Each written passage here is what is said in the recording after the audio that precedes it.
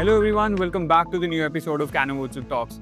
In the last podcast, we discussed about the basics of studying in Australia. Today we are taking it a step further and breaking into the GS, funds and many more topics. Stay tuned and make sure to listen till the end. Let's start with a big question, which everyone is talking about on social media. Has the Australian government banned students from specific Indian states? So there's no official ban from the Australian government per se, but when it comes to the university, some universities do temporarily pause applications from certain high-risk regions, but that's only because of diversity, because over a period of time when they start getting applications, कहीं वाले कोई region से ज़्यादा applications आने लग जाती हैं, so then they start focusing on other regions. So उस way में लगता है कि that they've temporarily paused the applications, but all they're doing is managing diversity. So basically it was just a pause, not a ban from the Australian government. So now let's talk about something I keep hearing a lot, that Australian universities are rejecting many applications these days based on GS. So ये GS है क्या? So GS is basically short for genuine student. Now it's a requirement that has been introduced by Australia, which was previously called GT, which is obviously short for genuine temporary entrant.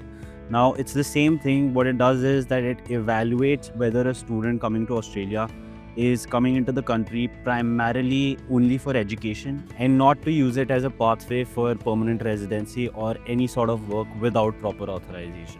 So essentially the same thing, just a different name for it. So basically they have just changed the name from GTE to GS. Rest the purpose is same. They need genuine students. But now I'm curious to know what all things are covered in Australia's GS process. So I think by now we've established that the GS bit is going to be the most crucial step in your entire Australia application process, right? So let me explain it in more detail. So the first point goes as genuine intent and your course justification. Now in this, you're going to have to show that you have in-depth knowledge about your entire curriculum, about your institution as well. And also you're going to have to justify how your course aligns with your long-term goals, right? Now, there's a very important point that you're going to have to note is if the course that you're applying for, if the program that you're applying for already exists in your home country, right, which is going to be India in this case, then that's going to be very important that you're going to have to justify why you're choosing that course in Australia and not applying for it in India itself. So this is a very important point. So the second point is going to be your financial capacity. Now you're going to have to show that you have enough affordability to actually cover your entire living expenses, which is going to be $29,710, and your tuition fee as well. Now tuition fee can range from anything from $23,000 to $50,000 as well. Now you can prove that you have enough funds available through various bank statements, through your income tax returns, and also through proof of assets. So these are various ways that you can actually prove that you have enough affordability and enough funds available to cover your entire living expenses. So now let's move on to the third point. Now this is going to relate to your background and your future plans after you complete your study. So over here you want to show your connections back to your home country, which could range from strong family ties, could be a brother or a sister that are very close to you back at your home country. Second, it could be a job offer. Third, it could be a property which is very valuable to you.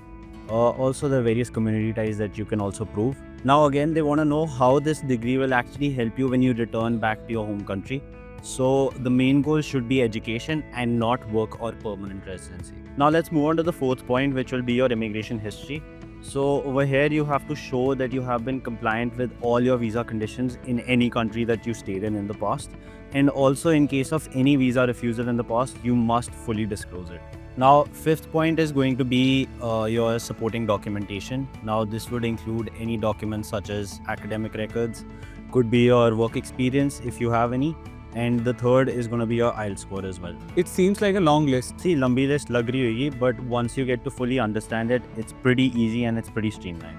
Alright, ये तो हो गया process, but बात आके रुकती है finances पे, the money requirement. So what type of income proofs are accepted by Australian Embassy? So now this is going to be a very important one because you're going to have to prove that you are financially stable enough to actually support your studies and your entire stay in Australia. So let's start with your parents and your sponsors' income proofs. So you can either submit salary slips from the past 3 months, or you can also in some situations have a letter from the employer confirming your job role and the salary. Income tax returns from the last 2 to 3 years are also essential. And we also suggest that a student should not have more than 2 sponsors. Now moving on to the second, which is going to be your bank statements. Now these should be regular savings account statements which ideally show consistent deposits and make sure that you avoid sudden and large deposits. So fixed deposits are also accepted, but they must be accessed when required. Alongside this, you're going to need your bank statement for the last 6 months, and your job proof is also required. Now, in cases where you have an educational loan, a sanction letter from a recognized bank or even in some cases an NBFC is valid, but as long as it clearly shows that it covers both the tuition and the living expenses. And in cases where the loan is taken against any sort of property or any collateral, the proof must also be attached. Now coming on to the sponsorship letter, you're going to need an affidavit from your parent or your relative stating that they're going to fund your entire studies. So moving on, one of the common questions that we get from the student is how much money they need to show to apply for student visa. So I think I've already talked about the living expenses previously. So let me just state the 4 things that are actually required when you apply for your study visa. So the first is going to be, like I said, living expenses, which is a fixed $29,710. Second is your tuition fees, which can range from $23,000 to $50,000. Third is your health cover, which is the OSHC. That is going to be ranging from again $2,000 to $3,000. Fourth is going to be your travel expenses, which average out to $2,000. So these are basically the 4 things that when you're applying for a visa, you're going to have to show that you have enough funds available for all of these things. We hope this offered valuable insights and help you to better understand the process of studying in Australia. Thank you. Until next time.